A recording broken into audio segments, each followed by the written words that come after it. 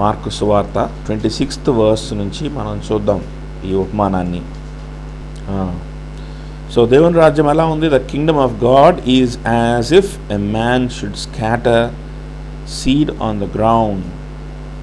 కదా, ఒక మనుషుడు విత్తనాలు విత్తుతూ ఉన్నాడు, చల్లుతూ ఉన్నాడు. And then he sleeps and rises night and day and the seed sprouts and grows. కదా, ఏంటి 27th verse ఏంటి? విత్తనాలు విత్తి చల్లి ఏం చేస్తున్నాడు? సో ఈ విధంగా ఆయన చేస్తూ ఉన్నప్పుడు విత్తనము మొలిచి ఏమవుతుంది? పెరుగుతుంది. ఆ విత్తనం మొలిచి పెరగడం ఎట్లా జరుగుతుంది? అతనికి తెలియకుండానే జరుగుతుంది. ఓకే, సో ఆ విధంగా అట్లే దేవుని రాజ్యం ఉన్నది అని ఇక్కడ మాట్లాడుతున్నాడు. దీని ముందే కనుక మనం చూస్తే దీపాన్ని ఎత్తైన స్థానంలో పెడతారు, మంచం కింద కొంచెం కింద పెట్టరు అనేటువంటి ఒక ఉపమానాన్ని అక్కడ చెప్తున్నాడు. దాని ముందు చూస్తే పారబుల్ ఆఫ్ ఫోర్ సాయిల్స్, 4 రకాల నేలల యొక్క ఉపమానము అని దాన్ని అంటే బాగుంటుంది అని మనం అనుకున్నాం కదా. 4 రకాల నేలల ఉపమానం. అవును. సో ఈ 4 నేలల ఉపమానాన్ని మనం చూస్తూ ఉన్నాం. ఇక్కడ కూడా ఏం జరుగుతుందంటే ఒక విత్తువాడు కనిపిస్తూ ఉన్నాడు. ఆయన విత్తనాన్ని విత్తుతూ ఉన్నాడు. విత్తినటువంటి విత్తనం ఒక్కొక్క నేలలో పడినటువంటి విత్తనం ఒక్కొక్క విధంగా అక్కడ ఆ విత్తనానికి జరుగుతుంది. కొన్ని సంఘటనలు సంభవిస్తూ ఉన్నాయి ఆ విత్తనానికి. అయితే ఆ విత్తనం గురించి ఏం మాట్లాడాడంటే చూడండి ఎక్కడ ఉంటుందంటే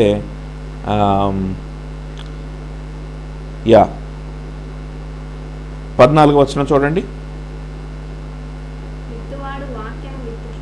విత్తువాడు వాక్యం విత్తుచున్నాడు. విత్తబడుతున్నటువంటి విషయం ఏంటి అని అంటే ఇక్కడ వాక్యం విత్తబడుతుంది. ఈ వాక్యము ఎలాంటిది, ఇది ఎలాంటి శక్తి కలిగింది అనేటువంటి విషయం మనకు ఈ 3rd ప్యారబుల్లో, ఇప్పుడు మనం చదువుకున్నటువంటి ప్యారబుల్లో కొంతవరకు స్పష్టమవుతున్నట్లుగా మనకు అర్థమవుతుంది అన్నమాట. ఈ విత్తనం ఏంటి చూడండి. సో ఒక వ్యక్తి విత్తనాన్ని చల్లుతున్నాడు. ఆ విత్తనము భూమి మీద పడుతుంది. పడిన తర్వాత ఈ వ్యక్తి ఏం చేస్తున్నాడు? అక్కడ ఆ వ్యక్తి ఏం చేస్తున్నట్టుగా మనం చూస్తున్నాం. విత్తిన వ్యక్తి ఏం చేస్తున్నట్టుగా చూస్తున్నాం అక్కడ మనం. రాత్రి పడుకుంచు పగలు మేల్కొంటున్నాడు. రాత్రి పడుకుంటున్నాడు, పగలు మేల్కొంటున్నాడు. అంటే దీని అర్థం ఏంటంటే ఆ విత్తనానికి సంబంధించి స్పెసిఫిక్గా అక్కడ ఏదన్నా చేస్తున్నట్టుగా ఉందా? ఆ విత్తనానికి సంబంధించి ఆ విత్తనం మొలకెత్తడానికి కావచ్చు, అది ఫలించడానికి కావచ్చు, స్పెసిఫిక్గా ఏదన్నా చేస్తున్నట్లుగా అక్కడ మనకు కనిపిస్తుందా? కనిపించాలి. యాజ్ యూజువల్గా అంటే ఆయన ఏం పని చేయకుండా సోమరిగా రాత్రి నిద్రపోయి పొద్దున్నే లేస్తున్నాడని కాదు దానికి అర్థం. యాజ్ యూజువల్గా తన రోజువారి పనులు ఆయన చేసుకుంటున్నాడు అని అర్థం. ఆయన చేయవలసిన పనులు ఆయన చేసుకుంటున్నాడు.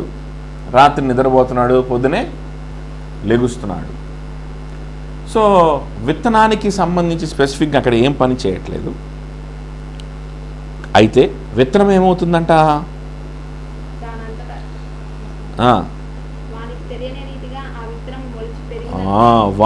వానికి తెలియని రీతిగా విత్తనము మొలిచి పెరుగుతుంది, పెరిగినట్లే అలానే దేవుని రాజ్యం ఉందని చెప్తా ఉన్నాడు కదా.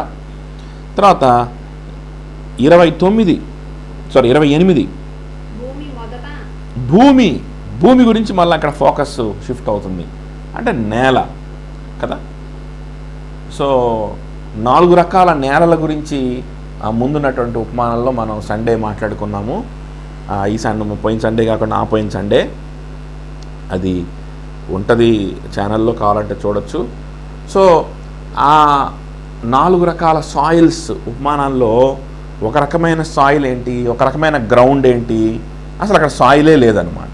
అదంతా రాళ్ళు, అంటే పేవ్మెంట్, అది జస్ట్ ఒక రోడ్. అది ఓకే, ఈ రోజుల్లో తార్ రోడ్డు లాగా ఆ రోజుల్లో రాళ్ల రోడ్డు.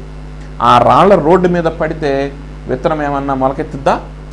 విత్తనం మొలకెత్తదు. మొలకెత్తకపోగా ఏం జరుగుతుందంటే విత్తనానికి పక్షులు వచ్చి ఆ విత్తనాన్ని తీసుకెళ్ళిపోతాయి. అలానే సాతాను నువ్వు విన్న విషయాన్ని మర్చిపోయేలాగా చేస్తాడు, నీ మైండ్లో లేకుండా చేస్తాడు. సింపుల్. ఓకే, అని నేర్చుకుందాం. ఇంకొక రకమైన సాయిల్ ఏంటి? చాలా తక్కువ థిక్నెస్ ఉన్నటువంటి సాయిల్. కొంచెం థిక్నెస్ లోపలికి వెళ్ళంగానే లోపల ఏముందంటే మళ్ళా రాయి ఉంది. సో వేరు కిందకి వెళ్ళట్లేదు కాబట్టి, వేరు కిందకి వెళ్ళడానికి అక్కడ ఆటంకం కలుగుతుంది కాబట్టి అక్కడ మనం ఏం చూసాము, వెంటనే విత్తిన వెంటనే మొలకైతే ఎత్తుతుంది, కానీ ఆ తర్వాత ఏమవుతుంది? అక్కడ మొలకెత్తుతుంది, కానీ సూర్యుడు రాగానే ఉదయించగానే ఎండ వేడిమి రాగానే వెంటనే అది ఎండిపోతారు. ఎందుకు? కింద రూట్ లేదు, ఎండిపోతారు. వింటారు, విని అంగీకరిస్తారు, ఇది కరెక్టే అని చెప్తారు. కరెక్టే కదా, దేవునిలో ఉండాలి కదా, యేసయ్యలో ఉండాలి కదా, యేసు ప్రభువుకి జీవితాన్ని ఇవ్వాలి కదా, ఇవ్వకపోతే ఎట్లాగా, అయ్యో రక్షింపడాలి కదా, బ్యాప్టిజం తీసుకోవాలి కదా, అన్నీ అంగీకరిస్తారు, అన్నీ ఓకే చెప్తారు, కానీ ఆ విషయము హృదయం లోపలికి తీసుకోరు. హృదయంలో అంతా కూడా గందరగోళం, గజిబిజి గందరగోళం అన్నమాట.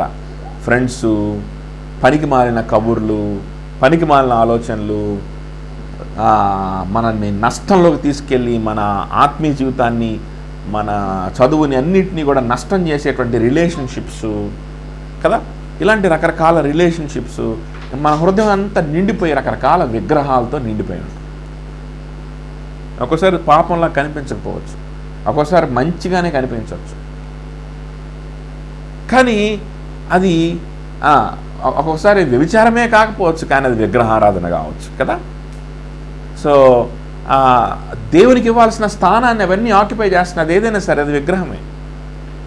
సో అలాంటివి మన హృదయంలో అవన్నీ ఆక్యుపై చేశాయి కాబట్టి దేవుని వాక్యము ఊరికే ఎస్ బాగుంది విన్నాను కరెక్టే అని సర్టిఫికేట్ ఇస్తాం, కానీ అది లోపలికి వెళ్ళదు. దాని గురించి మనం ఆలోచించడానికి మన టైం కూడా ఉండదు. సింపుల్. హృదయము లేనప్పుడు, హృదయంలో అనేకమైనవి ఉన్నప్పుడు దేవుని వాక్యం వింటాం, కానీ దాన్ని ఆలోచించడానికి, దాని గురించి ఆలోచించడానికి మనం సింపుల్గా చెప్పాలంటే సమయం ఇవ్వము. సమయం ఇవ్వము కాబట్టి ఆటోమేటిక్గా అది హృదయ లోతుల్లోకి వెళ్ళి రూట్ అనేది అక్కడ ఉండదు. ఏదైనా చిన్న ఇబ్బంది రాగానే అది మన జీవితంలో అది ఏంటంటే ఆ వాక్యం ఎండిపోతుంది. ఓకే, చిన్న ఇబ్బందులు రాగానే ఆ వాక్యం అక్కడ ఫలించట్లా, ఎండిపోతుంది. అయితే ఇంకొక రకమైనటువంటి భూమి, నేల ఉన్నది.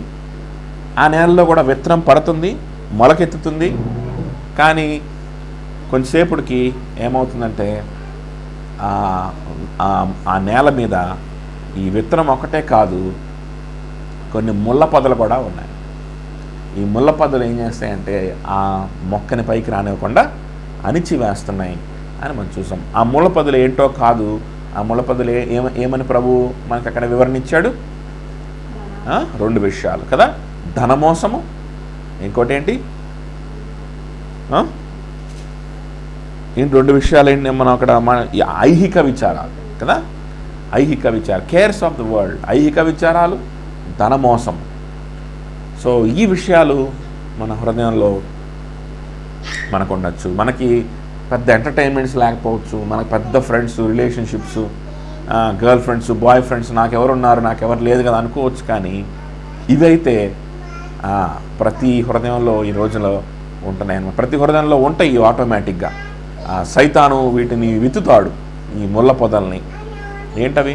ఐహిక విచారాలు, ధనమోసము.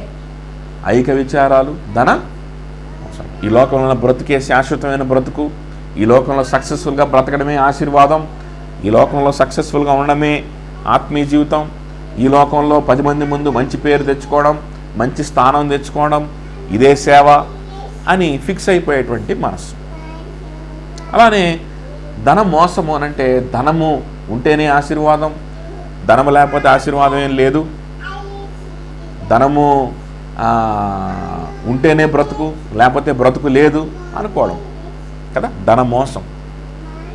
సో ఈ లోకముతో స్నేహం చేసిన వాడు దేవునితో ఏం చేసినట్టే? వైరము, విరోధం పెట్టుకున్నట్టే అని చాలా స్పష్టంగా మనకు యోహాను మనకి బోధిస్తూ ఉన్నాడు కదా. సో అవన్నీ మనం చూసుకున్నాం, మళ్ళీ అవన్నీ నేను వివరించట్లేదు. అయితే 4వ రకమైనటువంటి నేల గురించి కూడా మాట్లాడుతున్నాడు. ఈ 4 రకమైనటువంటి నేల మీద పడిన విత్తనాలు అవి మొలకెత్తి ఫలించి 30దంతలుగాను 60దంతలుగాను 100అంతలుగాను ఆ విత్తిన వానికి లాభాన్ని తీసుకొని వస్తున్నట్లుగా మనం చూసాం. సో ఈ విధంగా జరగాలి అని అంటే మనము అది మన మతిమరుపు ద్వారానో, లేకపోతే ఇంకొక ఏదైనా తప్పుడు బోధ ద్వారానో, లేకపోతే ఏదన్నా దుష్టమైనటువంటి మనుషులు చెప్పేటువంటి మాటలు ద్వారానో, దేని ద్వారానో మనలో విత్తబడినటువంటి వాక్యము అది ఎగిరిపోకముందే మనం ఏం చేయాలి? ఆ వాక్యం గురించి ఆలోచించాలి. అందుకని నేను ప్రతిసారి చెప్తా ఉంటాను కదా, మనం కలిసినప్పుడు కూడా మీరు ఏ రోజు వాక్యం వింటారో ఆ రోజు నైటే మరలా వెళ్ళే వాక్యాన్ని చదివి ఆలోచన చేయాలి. కొన్ని నిమిషాలు ఆలోచన చేయాలి. లేకపోతే హాస్టల్కి వెళ్ళిపోయి చక్కగా బిర్యానీ తినేసి చక్కగా ఏదన్నా సినిమా చూసేసి పడుకున్నాం అనుకో, ఏమైపోద్ది? ఎగిరిపోద్ది కదా. సో అది రాతి త్రోవ మీద పడినటువంటి విత్తనం లాగా ఉంటుంది. విత్తనం అయితే చూడండి 30దంతలుగా 60దంతలుగా 100అంతలుగా అది ప్రాఫిట్ని తీసుకొచ్చేటువంటి విత్తనం. ప్రతి విత్తనం వాక్యము, అది వాక్యం అనేటువంటిది అది దాంట్లో లోపం లేనే లేదు. అయితే ఆ నేల మీదే లోపం ఉంది కదా. సో అలాగుండకూడదు. అలానే కొద్ది నిమిషాలు ఆలోచించి కరెక్టే కదా అని అవును నేను ఎట్లా ఉండాలి, అవును దేవునిలో ఉండాలనేదో పైపైన నిర్ణయం తీసుకొని దాని గురించి ఆలోచించకుండా మళ్ళా వచ్చే వారం ప్రార్థన దాకా వెయిట్ చేసామనుకో, ఆ పాటికి ఏమవుద్ది? మధ్యలో సూర్యుడు వస్తాడు, వేడి వస్తుంది, వాడిపోతాం. అలా కూడా ఉండకూడదు. అలానే వాక్యాన్ని అర్థం చేసుకునే శక్తి ఉంది, ఆలోచించే శక్తి ఉంది, అన్నీ ఉన్నాయి. కానీ ఐహిక విచారాలు, ధనమోసం, వీటి గురించి ఎక్కువ ఆలోచన, ఎక్కువ జీవితంలో ఎట్లా సక్సెస్ అవ్వాలి, లేకపోతే డబ్బు ఎట్లా సంపాదించాలి, నా ఫ్యూచర్ ఏంటి, నా బ్రతుకే, ఇవే ఎక్కువగా ఆలోచనలు, యాంబిషన్స్ ఉండకూడదని కాదు, కానీ ఇవి ఎక్కువగా మన జీవితంలో ఉంటా ఉన్నప్పుడు ఏమవుతుంది? ఆ వాక్యం అనేది ముళ్ళ పొదల ద్వారా అణిచివేయబడినట్లుగా మన జీవితంలో కూడా అణిచివేయబడుతుంది. కాబట్టి ఇలా ఉండకూడదు. మా వాక్యము మన జీవితంలో ఫలించాలి. ఫలించేటువంటి భూమిగా మన హృదయం అనేది ఉండాలి అని మనం ఆ రోజు మాట్లాడుకున్నాం. ఇప్పుడు 28వ వచనంలో the earth produces by it self అనే మాటని అక్కడ చూస్తున్నాం. తెలుగులో ఏముంది? భూమి మొదట మొలకను, తర్వాత వెన్నును, ఆ తర్వాత వెన్నులో ముదురు గింజలను, మొదట మొలక, తర్వాత వెన్ను, తర్వాత వెన్నులో గింజలు, ఇవన్నీ కూడా ముదురు గింజలు, ఇవన్నీ కూడా తనంతట తానే పుట్టించు. ఎవరు పుట్టిస్తారంట? విత్తనము, అలానే భూమి కదా. సో ఎందులో అయితే ఆ భూమి ఎందులో అయితే విత్తనము విత్తబడిందో, ఎందులో అయితే ఏ హృదయంలో అయితే వాక్యము విత్తబడిందో, ఆ వాక్యాన్ని గనక మనం జాగ్రత్తగా స్వీకరించినట్లయితే ఆ హృదయం అంట, ఏ హృదయంలో అయితే ఇలాంటి ముళ్ళ పొదల లాంటి ధన మోసము ఐహిక విచారాలతో నింపబడి ఉండదో, ఏ హృదయం అయితే ఎవరైతే వినేసి ఎగ్జైట్ అయ్యి మళ్ళా మర్చిపోకుండా మరలా దాన్ని మననం చేసుకొని మరలా జ్ఞాపకం చేసుకొని దేవుని సన్నిధిలో ఆలోచన చేస్తారో, అట్టి హృదయంలో ఏం జరుగుద్దంట? ఆటోమేటిక్గా ఆ హృదయమే ఏం చేస్తుంది? తనంతట తానే పుట్టిస్తుందంట. దేన్ని పుట్టిస్తుంది? ముందు మొలక వస్తుంది, ఆ తర్వాత వెన్ను వస్తుంది, ఆ తర్వాత గింజలు వస్తున్నాయి, ముదురు గింజలు వస్తున్నాయి. ఈ ముదురు గింజలు ఏమైపోతున్నాయంట, ఆ తర్వాత పంట పండుతాయంట. ఈ గింజలు మళ్ళీ ఏమవుతాయి, ముదురుగా ఉంటాయి. ముదురుగా ఉండి తర్వాత ఏమవుతాయి, పండుతాయి. ముదురుగా ఉన్నప్పుడు దాన్ని ఎవరేం చేయరు, దాన్ని అలానే ఉండనిస్తారు. పండిన తర్వాత when the grain is ripe, at once he puts the sickle because the harvest has come. అప్పుడు కోతకాలం వచ్చినదని సేద్యగాడు వెంటనే కొడవలు పెట్టి కోయును. ఓకే, సో విత్తిన వాడు ఏం చేయట్లేదు, సేద్యగాడికి పనుంది. విత్తిన వాడికి ఏమైనా పనుందా? విత్తిన వాడికి అక్కడ ఆ విత్తనం గురించి అక్కడ స్పెసిఫిక్గా ఏం చేయట్లేదు, కానీ ఆఖరికి సేద్యం గురించి మాట్లాడుతున్నాడు. సో సేద్యం చేయాల్సినటువంటి పని వచ్చిన సమయం వచ్చినప్పుడు, రైప్ అయినప్పుడు, పండినప్పుడు సేద్యగాడు ఏం చేస్తున్నాడంటే అక్కడ కొడవలి పెట్టి దాన్ని కోస్తున్నాడు. కొడవలి పెట్టి దాన్ని కోస్తా ఉన్నాడు. కాబట్టి చూడండి, వాక్యం నా హృదయంలో పనిచేయట్లేదు. వాక్యం నా హృదయము వాక్యానికి రెస్పాండ్ కావటం లేదు. నా హృదయము అట్లాగైపోయింది, లేకపోతే వాక్యమే అట్లా ఉందేమో. ఇంకో పలానా ఈ ప్రసంగం పెద్దగా పనిచేయలేదు, పలానా వ్యక్తి చేసిన ప్రసంగం పనిచేసింది, ఆ మాట పనిచేసింది, ఈ మాట పనిచేసింది, ఆ వాక్యం పనిచేసింది, ఈ వాక్యం పనిచేయలేదు. ఇట్లాంటి మాటలు మనం మాట్లాడొచ్చా? చూడండి, మంచి ఆదరణకరమైనటువంటి వాక్యం. ఎగ్జామ్స్కి వెళ్తున్నాం, దేవుడు నీకు విజయం ఇస్తాడు తమ్ముడు, దేవుడు విజయాన్ని ఇస్తాను అని ప్రార్థన చేస్తే విజయాన్ని ఇచ్చినట్లుగా దేవుని వాక్యంలో మనకు కనిపిస్తుంది. కాబట్టి నువ్వు ప్రార్థన చేయి, ఇదిగో నా దగ్గరకు వచ్చావు కదా, ప్రార్థన చేయించుకుంటున్నావు, బాగుంది అని నెత్తి మీద చేయబెట్టి ప్రార్థన చేసి, మంచిది దేవుడు నీకు విజయాన్ని ఇస్తాడు అని చెప్పి ఏదో 2 వాక్యాలు తీసుకొచ్చి చూపించి పంపించాను. అది భలే పనిచేస్తుంది. నీ జీవితాన్ని ప్రభు చేతికి సమర్పణ చేయాలి. నీ హృదయంలో ప్రభు తప్ప ఇంకా ఎవరు కూడా ఉన్నత స్థానాన్ని ఆక్యుపై చేయడానికి వీలు లేదు. ప్రభుతో పోల్చుకుంటే ఎవరిని నువ్వు ప్రేమించినట్లుగా కూడా కనిపించకూడదు. ప్రభుతో పోల్చుకుంటే ఎవరిని కూడా ఆ రీతిగా, లేకపోతే ఆ స్థాయిలో నువ్వు ఎవరిని ప్రేమిస్తున్నట్లుగా కూడా కనపడకూడదు. ఇది సువార్త అండి, ఇది సువార్త. This is the gospel. This is gospel. ఎందుకు ఇది గాస్పల్ అని చెప్తున్నాను తెలుసా? కొంతమందికి ఆలోచన రావచ్చు, అదేంటి ఇది గాస్పల్ ఎట్లాగా అవుద్ది? యేసు ప్రభు తప్ప ఇంకెవడన్నా నీ హృదయంలో ఉంటే నువ్వు నాశనం అయిపోతావు, నరకానికి వెళ్తావంటే అది సువార్త ఎట్లాగైద్ది అసలు? యేసు క్రీస్తుకు నువ్వు బానిసగా మారాలి అని ప్రకటన చేస్తా ఉంటే అసలు అది సువార్త ఎట్లాగా అవుద్ది అని మనకు డౌట్ రావచ్చు. How can that be a gospel?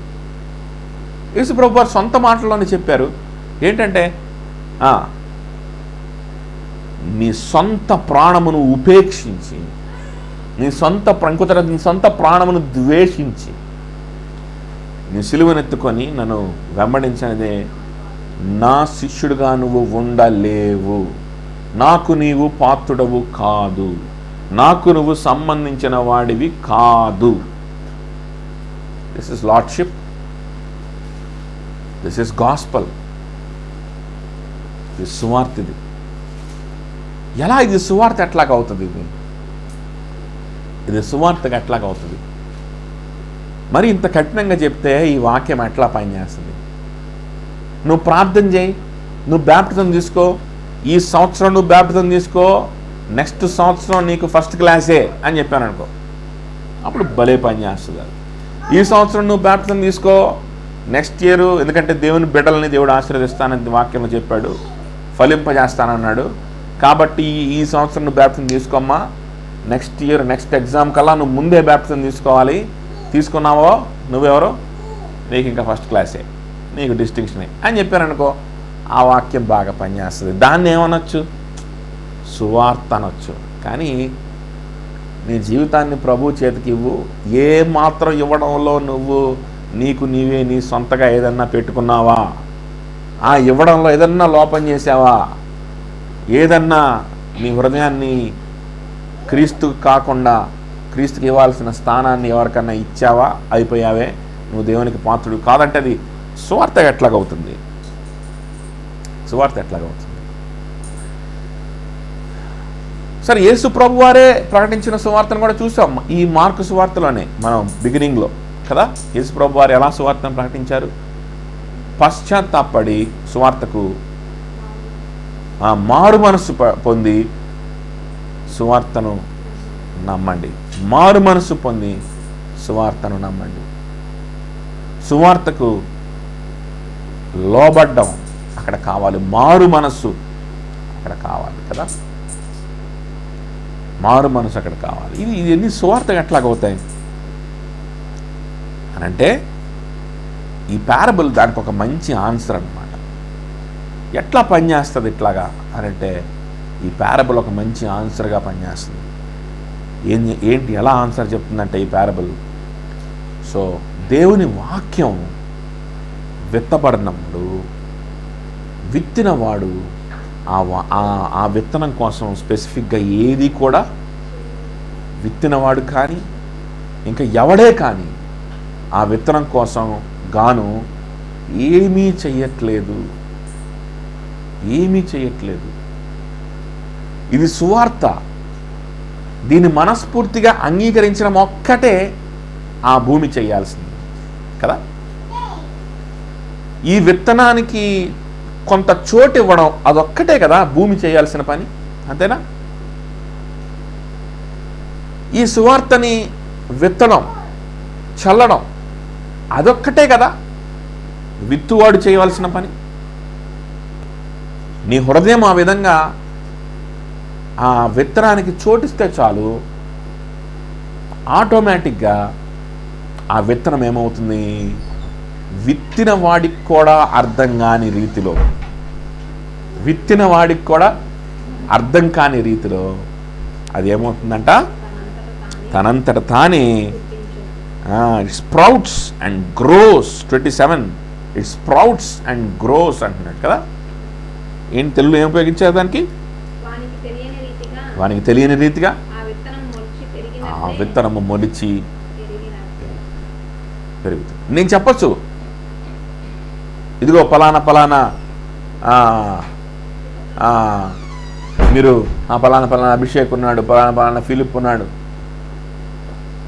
యేసు క్రీస్తుకి మీ హృదయంలో చోటు ఇవ్వాలి. యేసు క్రీస్తు మాత్రమే నీ జీవితంలో రాజుగా ఉండాలి. ఇంకా ఎవరు కూడా నీ హృదయాన్ని, నీ జీవితాన్ని పరిపాలన చేయడానికి వీల్లేదు. ఆయనకి మాత్రమే ప్రత్యేకమైన చోటు ఉండాలి అని. ఫర్ ఎగ్జాంపుల్ మన రష్మిత, దీపిక మీరందరూ ఉన్నారు కదా, మీకు చెప్తా ఉన్నాను. ఎందుకు చెప్తున్నాను? నేనేదో గట్టిగా గద్దిస్తే, నేనేదో గొంతు చించుకొని అరిస్తే మీరు మారిపోయి భయపడిపోయి వచ్చి గడగడ నాకు బ్యాప్టిజం కావాలి అయ్యా అని చెప్పి, బ్యాప్టిజం కావాలని చెప్పి అడిగేస్తారనా? అడుగుతారనా? Is it possible? అలా జరుగుతుందా? అలా ఎవరన్నా అడుగుతారా? గట్టిగా వాయిస్ పెంచి ఏదో ప్రసంగం చేసినంత మాత్రాన అలాంటి ఆలోచనలు ఎవరికన్నా వస్తాయా? రావు కదా. కానీ విత్తేది ఎందుకు? వాక్యాన్ని ప్రకటించేది ఎందుకు?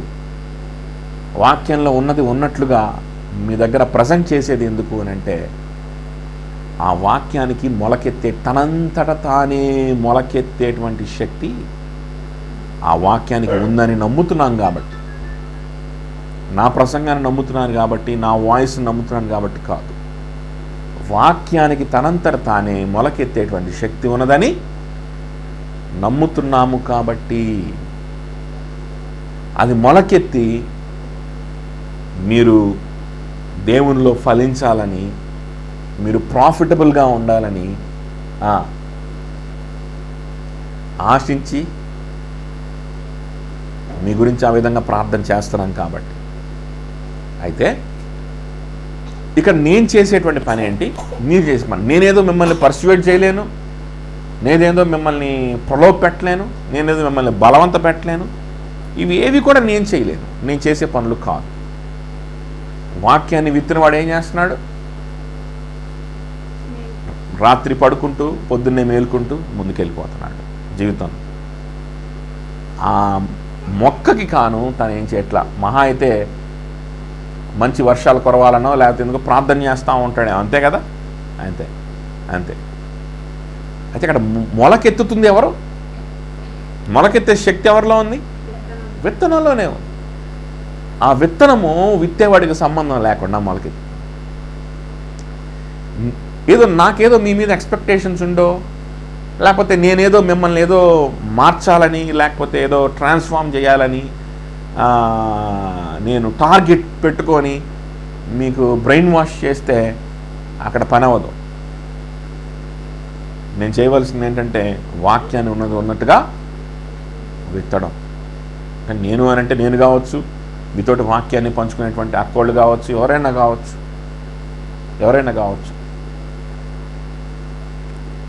సో మేము చేసేటువంటిది ఏంటి అని అంటే ఆ శక్తి కలిగినటువంటి వాక్యాన్ని మీ హృదయంలో వేయడానికి ప్రయత్నం చేయండి. అది మీ హృదయంలో పడుతుందా, ముళ్ళ పొదల మధ్యలో పడుతుందా, లేకపోతే అసలు వినకుండా అర్థం చేసుకోవడానికి కూడా ప్రయత్నం కూడా చేయకుండా, అసలు మైండ్ అనేది రిసెప్టివ్గా లేకుండా, అసలు వినే టైంలోనే ఏవేవో ఆలోచనలో ఉన్నాం అనుకోండి, ఇంకా అసలు ఆ విత్తనము ఏమన్నా నిలబడుతుందా?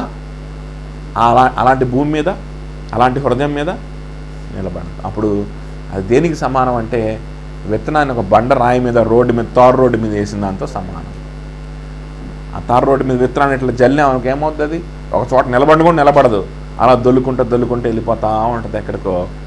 ఆ తర్వాత ఆఖరికి ఏ పక్షి వచ్చి దాన్ని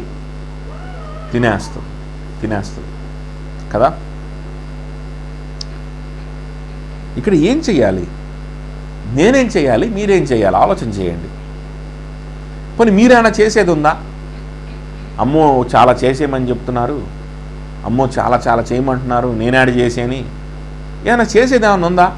ఇదిగో పలానా చెయ్యండి అని ఏమైనా చెప్తున్నామా? వాక్యం అలా చెప్తుందా? పోనీ మీతో సువార్త పంచుకున్న వారు మీకు ఎవరైనా అట్లా చెప్పారా? ఇదిగో పలానా కార్యం చేయండి, ఇదిగో పలానా పెద్ద గొప్ప కార్యం చేయండి, అదే పలానా ఈ టాస్క్ మీరు చేయండి అని ఏమైనా టాస్క్లు ఇచ్చారా? మీకు ఏమైనా టాస్క్లు ఇచ్చారా? లేదు. ఒకవేళ ఇచ్చినా నువ్వు ఆ విత్తనం మొలకెత్తడానికి చేసేదేమి? విత్తనము తనంతట తానే మొలకెత్తుతుంది. భూమిలో నుంచి భూమి తనంతట తానే, అదే నథింగ్ బట్ విత్తనం అనమాట. అది ఆ భూమిలో ఉన్న విత్తనం గురించే మాట్లాడుతున్నాడు. భూమి అంటున్నాడు కానీ ఆ భూమిలో ఉన్న విత్తనం గురించి. అంటే ఏ భూమి అయితే విత్తనాన్ని విసర్జించకుండా జస్ట్ దాన్ని యాక్సెప్ట్ చేసి ఆ వాక్యం గురించి ఆలోచించడానికి కొంత సమయాన్ని ఏ భూమి అయితే, అంటే ఏ హృదయం అయితే స్పెండ్ చేస్తుందో, అది మళ్ళీ యాక్సెప్ట్ చేసేసి వదిలేయడం కాదు. మళ్ళీ నేను చెప్తుంది యాక్సెప్ట్ చేస్తే చాలు అన్నారుగా. యాక్సెప్ట్ చేస్తున్నాను, చేయకే, నాకు ఇష్టమే యేసుప్రభువులో ఉండడం, బాప్తిజం తీసుకోవడం, దేవుని బిడ్డగా ఉండడం నాకు ఇష్టమే. ఇష్టం లేదని నేను ఇష్టం లేదని చెప్పానా? యాక్సెప్ట్ చేస్తున్నా, చేయకే. అది కాదు నేను చెప్తుంది. ఆ వినడం, అలాంటి వినడం గురించి కాదు నేను చెప్తుంది. అది మళ్ళీ ఎలాంటి భూమి కిందకు వస్తాం మన హృదయం అట్లా చేస్తే? పైన ఏమో మట్టి ఉండి కిందంతా రాయి ఉండేటువంటి భూమి టైప్ అన్నమాట అది. సో ఫస్ట్లో మొలకెత్తుద్ది, కానీ కిందకి రూట్ వెళ్ళక అది వాడిపోతుంది కదా. అలాంటి వినడం గురించి కాదు నేను చెప్తుంది, అలా వినడం గురించి కాదు నేను మాట్లాడుతుంది, అలా వినడం గురించి కాదు. కొంచెం ఒక విషయాన్ని మనం తెలుసుకున్నప్పుడు దాన్ని మనము హృదయంలోకి ఆటోమేటిక్గా వెళ్తాయి కొన్ని విషయాలు. ఇది మన ఇటర్నిటీకి సంబంధించిన విషయం, మన నిత్యత్వం గురించినటువంటి విషయం. మనం మరణిస్తే మన పరిస్థితి ఏంటి? నిత్యము, ఎండ్లెస్ డేస్, ఎండ్లెస్ టైం మనం ఎక్కడుంటాం, ఏ విధంగా ఉంటాం, మన ఫ్యూచర్కి సంబంధించిన విషయం. మనందరం కూడా ఎస్కేప్ అవ్వలేనటువంటి future, that is eternity after death కదా. ఇటర్నిటీ ఆఫ్టర్ డెత్ అనేటువంటిది, డెత్ అనేది unavoidable future, and eternity after death అనేది కూడా అన్అవాయిడబుల్ ఫ్యూచర్ కదా. సో దానికి సంబంధించినటువంటి విషయం ఇది ఎంత ఇంపార్టెన్స్ కలిగి ఉంటుంది. దీనికంటే ఇంపార్టెన్స్ లేనటువంటి చెత్త విషయాలు మన హృదయంలో మనం తీసుకోమా? వినంగానే హృదయంలోకి వెళ్తాయా? అలవా? అనేకమైన విషయాలు ఖచ్చితంగా వెళ్తాయి. కొన్ని గాసిప్స్ చేస్తూ ఉంటాం, కొంతమంది గురించి మాట్లాడుకుంటూ ఉండడం కావచ్చు, వెంటనే డైరెక్ట్గా ఎక్కడికి వెళ్ళిపోతాయి తెలుసా? అవి హృదయంలోకి వెళ్ళిపోతాయి. ఇదిగో పలానోడు నీ గురించి ఇట్లా మాట్లాడాడంట అని చెప్పంగానే అది చెవుల దగ్గర ఆగిద్దా? మనసు దాకా వెళ్ళి ఆగిద్దా? ఆగదు. ఎక్కడికి వెళ్ళిపోతుంది? డైరెక్ట్గా అది హృదయంలోకి వెళ్ళిపోవట్లా. దాని గురించి ఒక అరగంట సేపు ఆలోచించట్లా, దాని గురించి ఒంటరిగా ఆలోచించుకొని ప్లాన్లు వేయట్లా. కొంచెం మంచోడైతే ఇది నిజమా కాదా అని ఆలోచిస్తాడు. అది కూడా ఇంగిత జ్ఞానం లేనోడైతే నా గురించి అన్నోడిని ఏం చేయాలని ఆలోచిస్తాడు. ఏదో జరుగుద్ది కదా. ఒక రోజులో మన హృదయం ఎన్నిసార్లు స్పందిస్తుంది? హృదయం అన్నప్పుడు ఆలోచన, ఎమోషన్ అంటే intellect, thought, emotion and planning. Okay. So ఈ మూడు యొక్క సమాహారం అన్నమాట హృదయం అంటే. హృదయం ఎక్కడ ఉంటుంది, అది ఎలా ఉంటుంది, ఏంటి అనేది మనకు తెలియదు. అంటే హృదయం అంటే ఈ గుండె కాదు.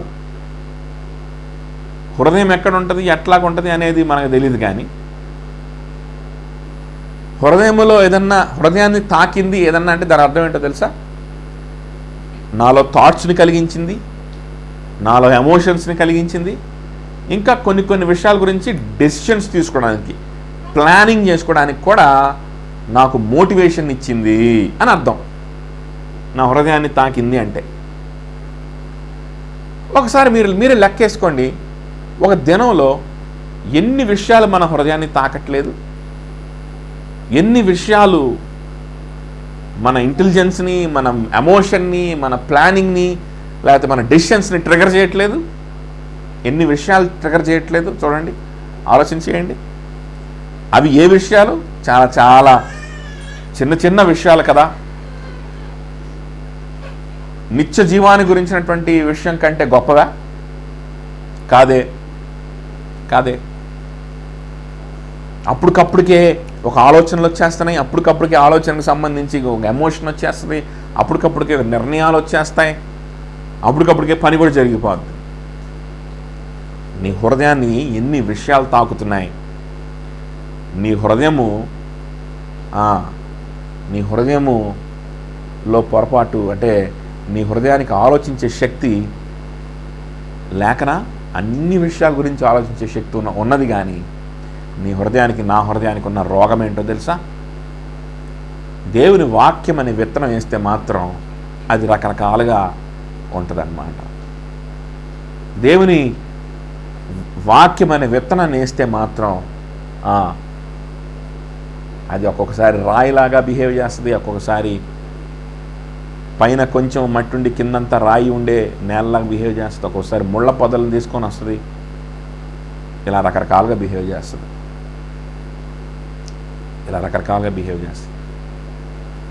అయినప్పటికీ అందులో నుంచి అది ఈ మొదట 3 రకాలైనటువంటి నేలల వలె కాక లాస్ట్లో చెప్పబడినటువంటి నేల అంటే ఏ సారవంతమైన నేల, ముళ్ళ పొదలు, గచ్చ పొదలు, ఈ కలుపు లేనటువంటి నేల, కదా. తర్వాత కింద రాయి లేనటువంటి నేల, ఆ విధమైన నేలగా దేవుడు మార్చగలడు. ఆ విధంగా మార్చినప్పుడు, ఆ విధంగా దేవుడు ఆ నేలని దున్నినప్పుడు, సేద్యం చేయడం అంటారు కదా, లేకపోతే దున్నడం అంటారు కదా, ఒక రైతు దున్నినట్లుగా దున్నినప్పుడు ఏమవుతుందంటే రాళ్ళు గీళ్ళన్నీ పైకి వచ్చేస్తాయి. కిందకి ఏమైనా చిన్న చిన్న రాళ్ళు ఉంటే పైకి వచ్చేస్తాయి. ఏమైపోద్ది, ఏదన్నా ముళ్ళ పొదలు లాంటివి ఇలాంటివి ఉంటే ఏమైపోతాయి, అవన్నీ కూడా పెరికి వేయబడతాయి. సో విత్తనాన్ని పంపించినటువంటి ఆ రైతు ఎవరైతే ఉన్నాడో, ఆ రైతు చేతికి నా హృదయాన్ని సమర్పణ చేయగలిగితే నేను, దేవుడు ఆయన విత్తనాన్ని నా హృదయంలో ఆయన చల్లిస్తున్నాడు. కొంతమంది చేత రకరకాల వ్యక్తులను ఉపయోగించుకొని విత్తనాన్ని, వాక్యాన్ని మన హృదయంలో పెట్టడానికి రకరకాల వ్యక్తుల్ని ఆయా సందర్భాల్లో వాడుకుంటున్నాడు. సో దేవుడు నా జీవితంలో ఆయన వాక్యాన్ని పెట్టడానికి అనేక మందిని వాడుకుంటున్నాడు. నా హృదయాన్ని కూడా సేద్యం చేయగలిగిన శక్తి ఆయనకుంది. నా హృదయాన్ని గనక ఆయన దున్ని ఆయన రెడీ చేస్తే, అది ఆయన ఎప్పుడు చేస్తాడు, ఎలా చేస్తాడు, నీకు అర్థం కాదు, నాకు అర్థం కాదు. అది ఆ భూమికి అర్థం కాదు, ఆ విత్తేవాడికి అర్థం కాదు. కానీ ఎప్పుడో అది సారవంతమైన భూమిగా అది ఒకసారి మారిపోతుంది. దేవుడు ఆ విధంగా చేస్తాడు. ఏదైతే విత్తనం విత్తబడిందో ఆ విత్తనం దానంతట అదే మొలకెత్తుతుంది. ఏదైతే సేద్యం చేయబడిందో, ఏదైతే దున్నబడిందో, మంచి నేల, సారవంతమైన నేలగా ఏదైతే మార్చబడిన ఈ నేల ఉందో, ఆ నేల దానంతట అదే మొలకను, వెన్నుని, ముదురు గింజల్ని తీసుకొని వస్తుంది. ఆ తర్వాత ముదురు గింజలు ఏమైపోతాయి, అవి పండుతాయి కదా, లేకపోతే అవి రైపెన్ అవుతాయి అన్నమాట. ఆ ముదురు గింజలు ఏమైపోతున్నాయి, అక్కడ రైపెన్ అవుతున్నాయి. సో ఆ విధంగా అవి అక్కడ మల్టిప్లై అవుతున్నాయి. అక్కడ లాభాన్ని తీసుకొని వస్తుంది ఆ భూమి కదా. సో అది రైపెన్ అయిన తర్వాత అప్పుడు కోత జరుగుతుందంట. ఏం జరుగుతుంది అక్కడ? కోత జరుగుతుంది. అప్పుడు అది రైపెన్ అయిన తర్వాత అప్పుడు కోతగాడు వస్తాడు. సేద్యగాడు వస్తాడు. సేద్యగాడు వచ్చి అప్పుడు ఏం చేస్తాడంటే కొడవలి తీసుకొని వాటిని హార్వెస్ట్ చేస్తాడు. ఆ మొక్కల్ని ఏం చేస్తాడంటే కోసుకుంటాడు. ఆ లాభాన్ని ఆ సేద్యగాడు కోసుకుంటాడు. ఒక్కోసారి ఆ విత్తినవాడు సేద్యగాడు అవ్వచ్చు, లేకపోతే కాకపోవచ్చు. కానీ ఆఖరికి మనం ఫలించినప్పుడు, మన హృదయం ఫలించినప్పుడు, మన హృదయంలో మొలకలు వచ్చినప్పుడు, ఫ్రూట్ వచ్చినప్పుడు కదా, ఆ వాక్యం పనిచేస్తుందంట ఆటోమేటిక్గా. అప్పుడు సేద్యగాడు ఏం చేస్తాడంటే ఆయన మనల్ని స్వీకరిస్తాడు. ఆయన రాజ్యంలోకి స్వీకరిస్తాడు. ఫలించని మొక్కలు అనుకో, అవి ఆటోమేటిక్గా ఏమైపోతాయి, కొన్ని అయితే మాడిపోతాయి, కొన్ని అయితే మొలకెత్తకుండా ఆగిపోతాయి. సో ఇటువంటి మొక్కలు ఏమైపోతాయి అంటే అవన్నీ పెరికి వేయబడతాయి, అవన్నీ నాశనానికి వెళ్ళిపోతాయి, అవన్నీ అగ్నికి వెళ్ళిపోతాయి, అవన్నీ కాల్చబడతాయి కదా. కానీ ఫలించిన మొక్కలు ఏం చేయబడతాయి, అవి గ్యాదర్ చేయబడతాయి. All the fruitful land, all the shoots of the fruitful land will be gathered. అవన్నీ గ్యాదర్ చేయబడతాయి. ఆ ఫ్రూట్ఫుల్నెస్ అంతా కూడా గ్యాదర్ చేయబడుతుంది కదా. మనం ఫలించి దేవుని కోసం మనం ఫ్రూట్ఫుల్గా ఉన్నప్పుడు ఆ ఫ్రూట్స్ అన్నీ కూడా వ్యాలిడ్గా ఉంటాయి. సో దేవుని కోసం మనం ఫలించిన ఫలాలన్నీ కూడా మనకు ఇటర్నిటీలోకి వస్తాయి మనతో పాటు. సో దేవుడు వాటన్నిటిని గ్యాదర్ చేస్తాడు, అవన్నీ ఇటర్నిటీలోకి వస్తాయి మనతో పాటు. వాటన్నిటిని బట్టి కూడా దేవుడు మనకు బహుమానాలు ఇస్తాడు. వాటన్నిటిని బట్టి కూడా దేవుడు మనకు ప్రతిఫలాలు ఇస్తాడు. ప్రతిఫలాలు ఇచ్చి మనల్ని ఏం చేస్తాడంటే ఆయన రాజ్యంలో వారసులుగా తరతరాలు ఆయనని చూచి ఆయనలో సంతోషించి ప్రతి క్షణము ఎగ్జైటింగ్గా ఉంటుంది అన్నమాట. ఇలాంటి ఎంటర్టైన్మెంటు, ఇలాంటి ఎగ్జైట్మెంటు భూమి మీద ఎవ్వడు ఇవ్వలేడు. ఏ స్నేహితుడు ఇవ్వలేడు, ఎవ్వడూ ఇవ్వలేడు. ఇంత ఎగ్జైట్మెంట్, ఇంత కొత్తదనం ఎవ్వరు ఇవ్వలేరు. అంత ఎగ్జైటింగ్గా ఉంటుంది దేవుని రాజ్యం.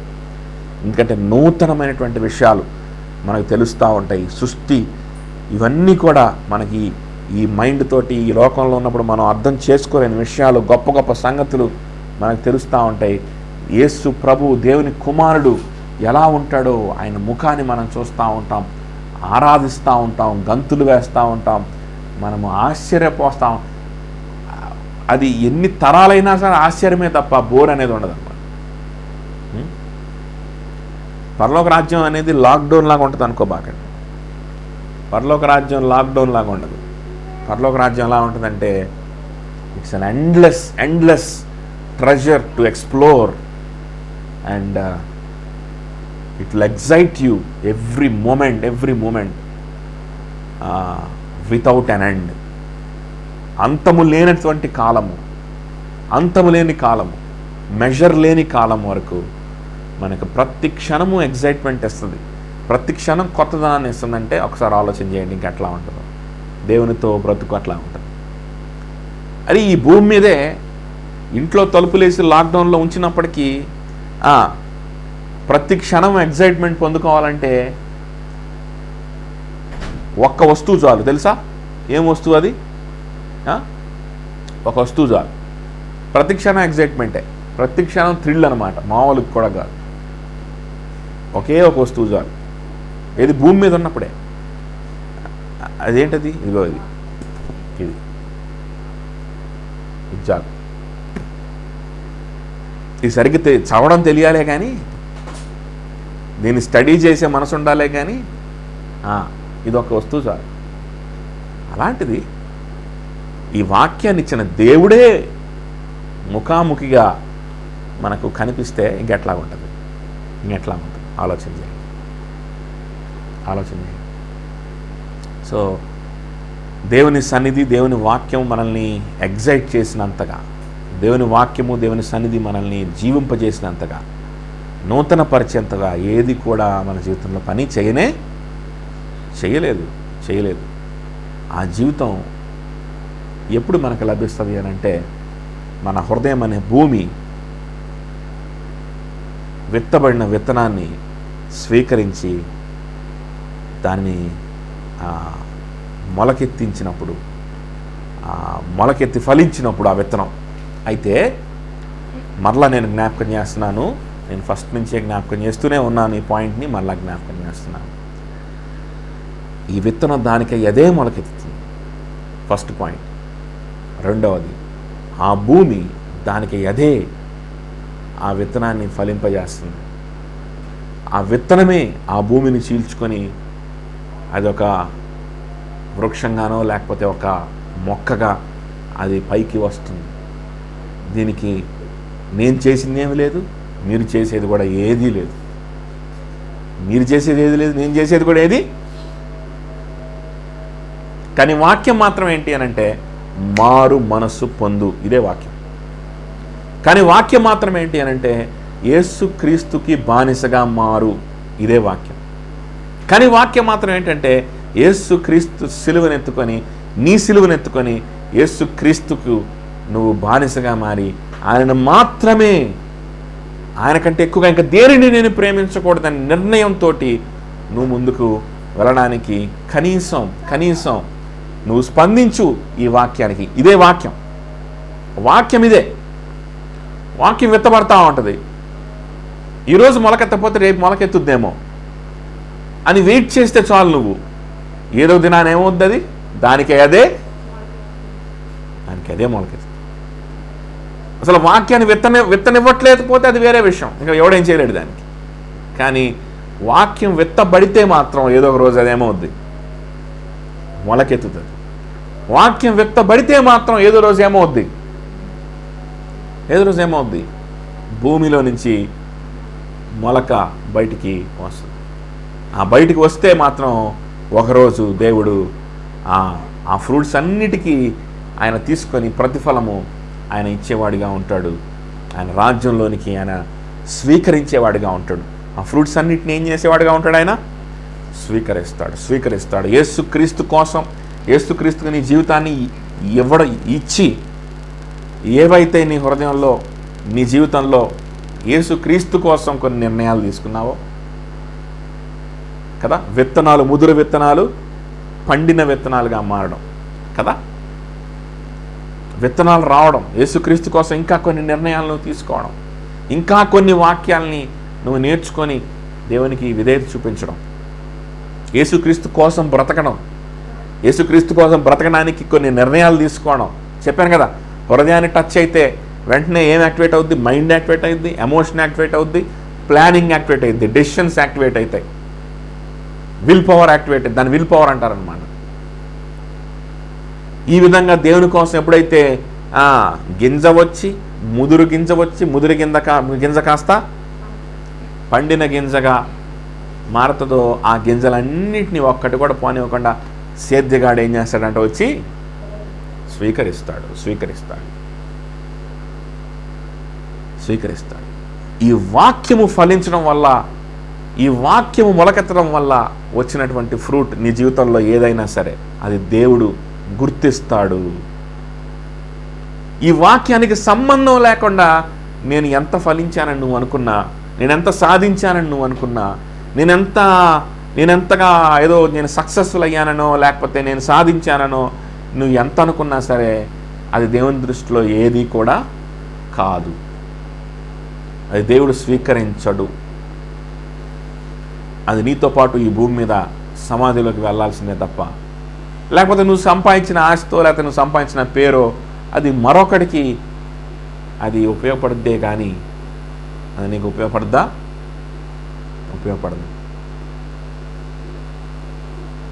ఆ విధంగా యేసుక్రీస్తు నీ జీవితంలో లేకుండా మరణిస్తే నిత్యమైన నరక అగ్నిలో నువ్వు ఉంటావు.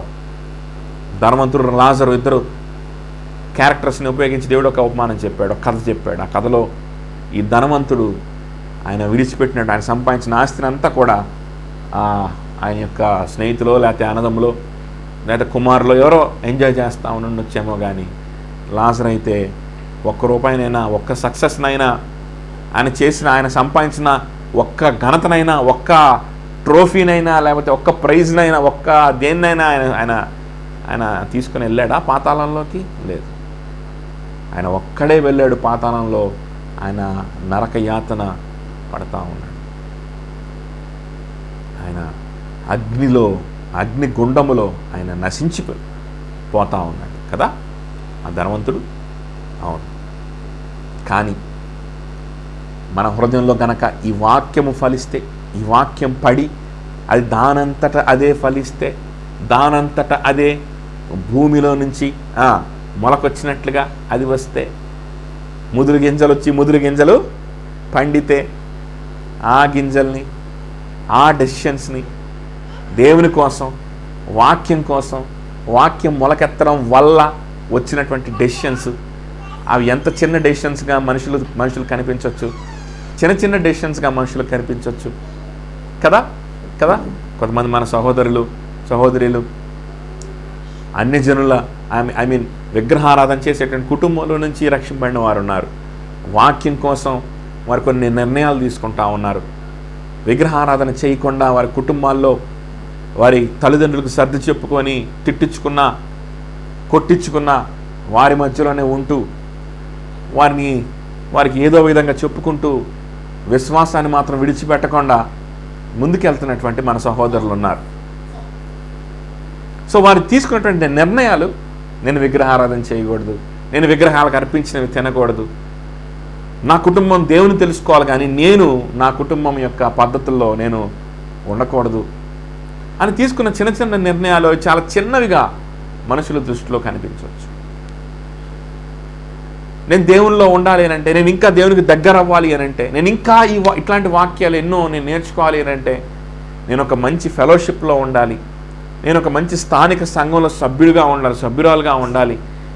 కాబట్టి దానికి కాను ఆ ఫెలోషిప్ కోసం, ఒక మంచి టీచింగ్ కోసం నా లైఫ్ స్టైల్ని, నా ప్లాన్స్ని, నా ఫ్యూచర్ని నేను దానికి అనుగుణంగా నేను సెట్ చేసుకోవాలని చిన్న చిన్న కొన్ని నిర్ణయాలు తీసుకున్నప్పుడు అవి చాలా చిన్న నిర్ణయాలుగా కనిపించవచ్చు.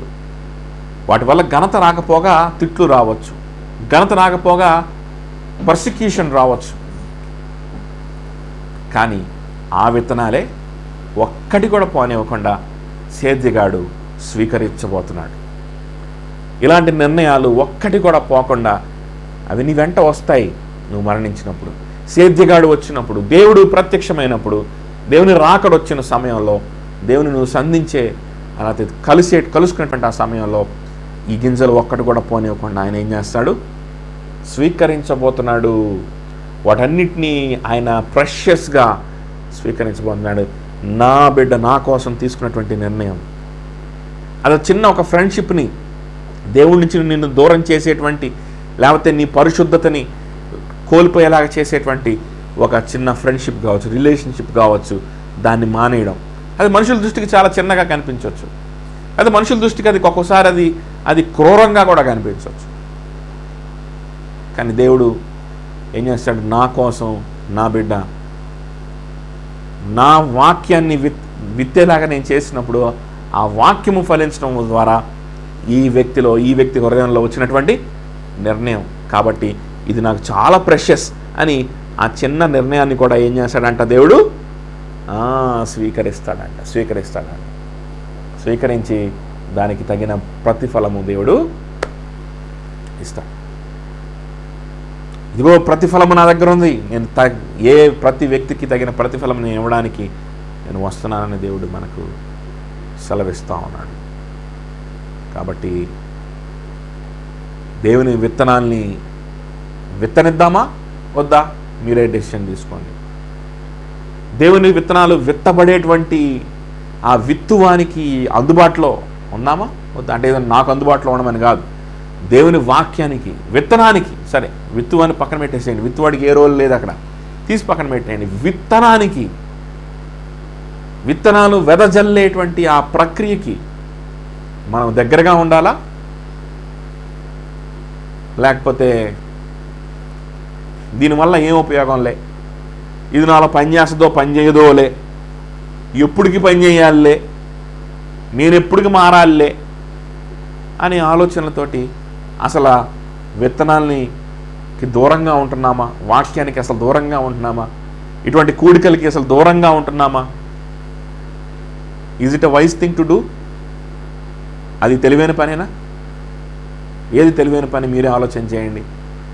లేదు, అట్లా కాదు, ఈ విత్తువానికి, అయితే విత్తనం విత్తబడేటువంటి స్థలానికి దగ్గరగా ఉండి ఆ విత్తనము దేవుడు నా హృదయాన్ని రీజనరేట్ చేసినప్పుడు, నా హృదయాన్ని దున్నినప్పుడు దానంతట అదే ఫలిస్తుందని దేవుని వాక్యం చెప్తుంది. దానంతట అదే ఫలిస్తుంది. దానంతట అది ఫలిస్తే కొన్ని ఫ్రూట్స్ ఆటోమేటిక్గా, కొన్ని ముదురు విత్తనాలన్నా ఆటోమేటిక్గా వస్తాయి.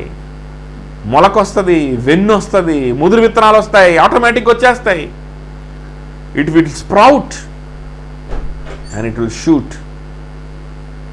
డెఫినెట్లీ కొన్ని నిర్ణయాలు వచ్చేస్తాయి. విడిచిపెట్టుకోవాల్సిన స్నేహాలు విడిచిపెట్టేసుకుంటాం, ఆటోమేటిక్గా జరిగిపోద్ది. అబ్బో ఎప్పుడు జరగాలే, అబ్బో విగ్రహారాధన వదిలేయాలా, చిన్నప్పటి నుంచి చేస్తున్నాం, ఎప్పుడు వదిలేస్తాంలే, ఇది జరిగే పనేనా, అబ్బో పలానా రిలేషన్షిప్, పలానా ఫ్రెండ్షిప్, ఇది నష్టమే దీనివల్ల, కానీ ఎప్పుడు వదులుతానులే, దీనికి అలవాటు పడ్డాను కదా అని చెప్పి విత్తబడే వాక్యానికి దూరంగా ఉండడం తెలివైన పనేనా? ఒకవేళ నీ అంతట నువ్వు నీ కష్టంతో నువ్వేదైనా చేయడం ద్వారా నువ్వు మొలకెత్తేలాగా చెయ్యాలి అని చెప్పాననుకో, అప్పుడు ఇలా ఆలోచించవచ్చు. అబ్బో నాకై నేనే మొలకెత్తేలా చేయాలా, ఈ వాక్యం గురించి నేనెప్పుడుకి మొలకెత్తేలా చేయాలి, నేనెప్పుడు నిర్ణయాలు తీసుకోవాలి, ఇది ఎప్పుడు అయ్యే పని అనుకోవచ్చు.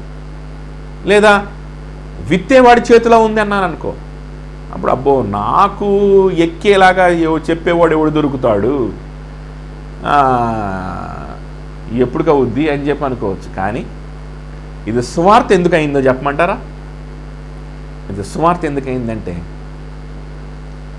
సువార్త ఎందుకైంది అంటే, అవును నిజమే, చేయాల్సింది యేసు ప్రభువుకు బానిసగా ఉండడమే, చేయాల్సింది నీ సిలువనెత్తుకొని ఆయన్ని మాత్రమే వెంబడించడమే, చేయాల్సింది ఆయన్ని మాత్రమే నీ హృదయంలో పెట్టుకొని మిగిలిన వాటిని తీసి పారేయాల్సిందే.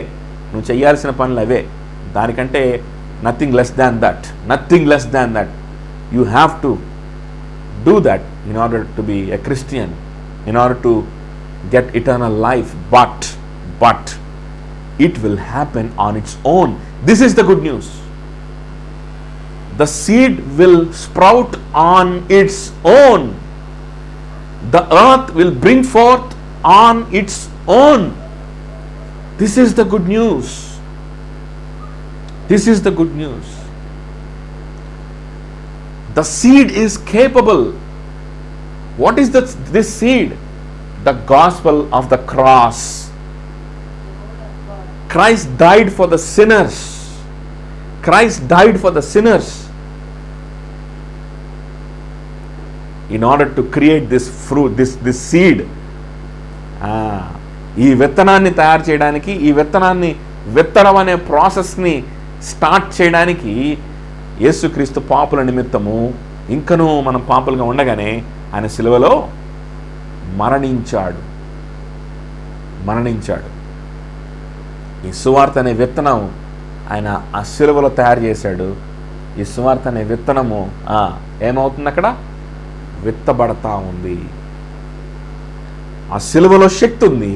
ఆ సిలువలో ఆయన సమస్తం చేసి ముగించాడు. ఆయనే లోబడ్డాడు దేవునికి, ఆయనే ప్రియకుమారుడుగా ఉన్నాడు, ఆయనే నిందారహితంగా ఉన్నాడు, ఆయనే పాపం లేనివాడిగా ఉన్నాడు, ఆయనే మరణించాడు, ఆయన స్వరక్తం ఇచ్చాడు, పరిశుద్ధ రక్తాన్ని ఇచ్చాడు, నిష్కలంకమైన గొర్రెపిల్ల రక్తాన్ని ఇచ్చాడు. కాబట్టి నువ్వు చేయవలసింది ఏం లేదు. ఆ విత్తనం విత్తబడితే చాలు, ఆ విత్తనం దానంతటదే మొలకెత్తుతుంది. ఎందుకంటే ఈ విత్తనం సిలువ గురించిన విత్తనం.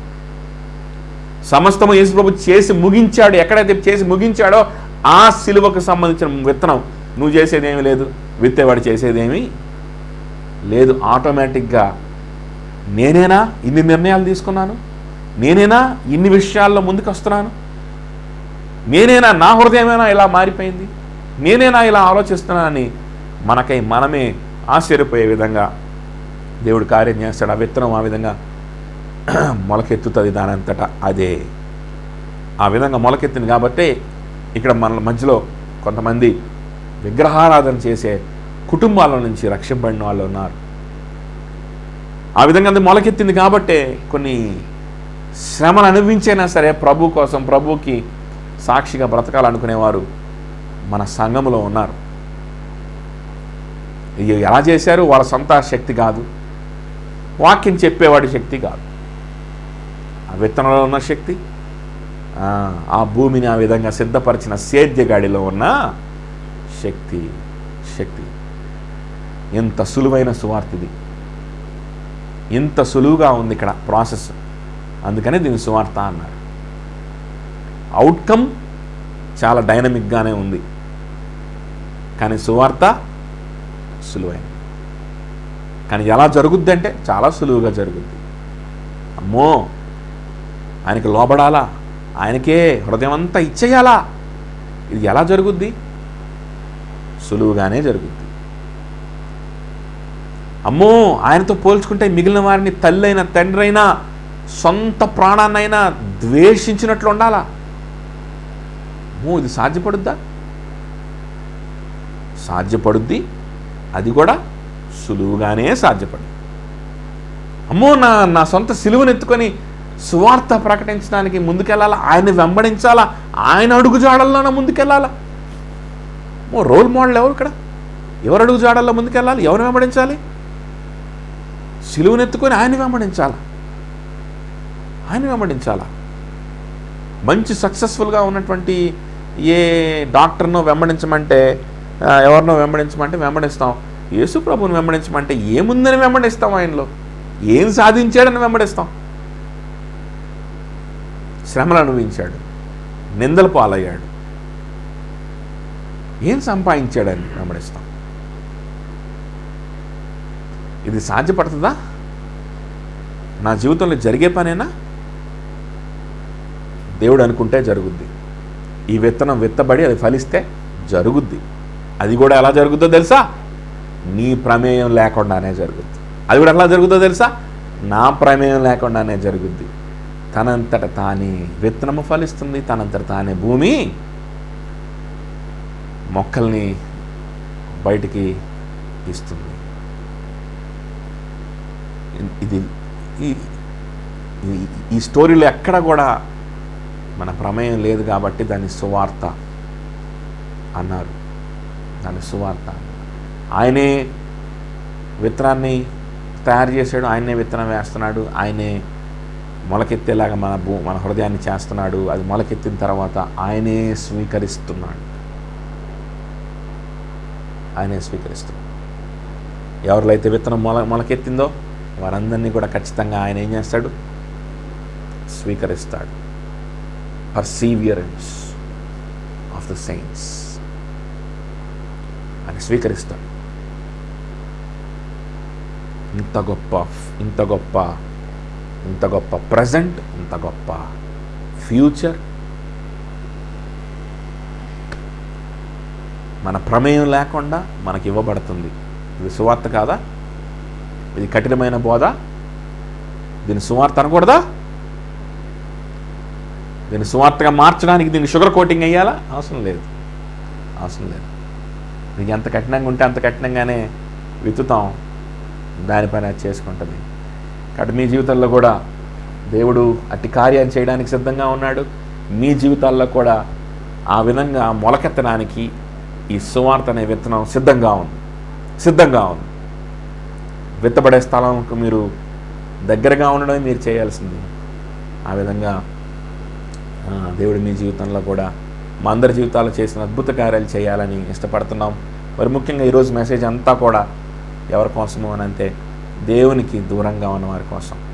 దేవుని ఇంకా మీ సొంత రక్షకునిగా అంగీకరించి జీవితాన్ని ఆయనకు సమర్పణ చేసి ఆయన కోసమే బ్రతకాలని నిర్ణయం తీసుకొని బాప్టిజం సాక్ష్యం ఇచ్చి సంఘంలో సభ్యులుగా ఇంకా మారని వారి కోసం మీరు గమనించండి, అట్లా ఆలోచన చేయండి. ఈ విత్తనాన్ని లోపలికి వెళ్ళనివ్వండి. దానంతటా అదే విషయాలు జరిగిపోతాయి కదా. This is the good news. ప్రార్థన చేసుకుందాం. అందరు కళ్ళు మూసుకున్నట్లయితే ప్రార్థన చేసుకుందాం. మనం ఇంకా నువ్వు పాపులుగా ఉండగానే ఆయన శిలువలో పాపుల కోసం మరణించాడు. ఆ సువార్తని క్రియేట్ చేశాడు. ఆ సువార్త ప్రకటించాడు. ఆయనే ప్రకటించాడు శిలువ ద్వారా. ఆ సువార్తే ఇంకా ప్రకటింపబడుతూ ఉన్నది ఆయన యొక్క అపోస్తుల ద్వారా, బోధ ద్వారా. ఈరోజు వాక్యము, బైబిల్ అంటే అపోస్తుల బోధే, ఆయన సువార్తే. ఈ వాక్యం అంతా కూడా పాత నిబంధన నుంచి కొత్త నిబంధన దాకా ఆయన సువార్తే. పాపులుగా ఉండంగానే పాపుల కోసం లోకానికి వచ్చి నిర్దోషమైన బ్రతికి నిష్కలంకమైన రక్తాన్ని సిలువలో అర్పించినటువంటి యేసు క్రీస్తు గురించిన సువార్తే. ఆ సువార్త మన జీవితాన్ని డిమాండ్ చేస్తుంది. ఆ సువార్త మనము సంపూర్ణమైన సమర్పణని ఈ సువార్త డిమాండ్ చేస్తుంది. కాబట్టి ఆ సువార్తకు మనం లోబడదాం, జీవితాన్ని ప్రభుకిద్దాం. ఆ సువార్తని కనీసం మీ హృదయాల్లో మీరు చోటు ఇవ్వగలిగితే చాలు, ఆటోమేటిక్గా మీరే ప్రభుకు లోబడతారు. అవి జరిగిపోతాయి. కానీ లోబడదాం అనేటువంటిది సువార్త. కాబట్టి నేను మీకు చెప్తున్నాను, నేను చెప్పిన దాన్ని బట్టి మీరు లోబడరు, కానీ మీరు దాన్ని మనసులోకి తీసుకుంటే లోబడగలుగుతారు. ఆ కార్యం ఆ సువార్తే చేస్తుంది. ఆలోచిస్తారా? ప్రార్థన చేసుకుందాం.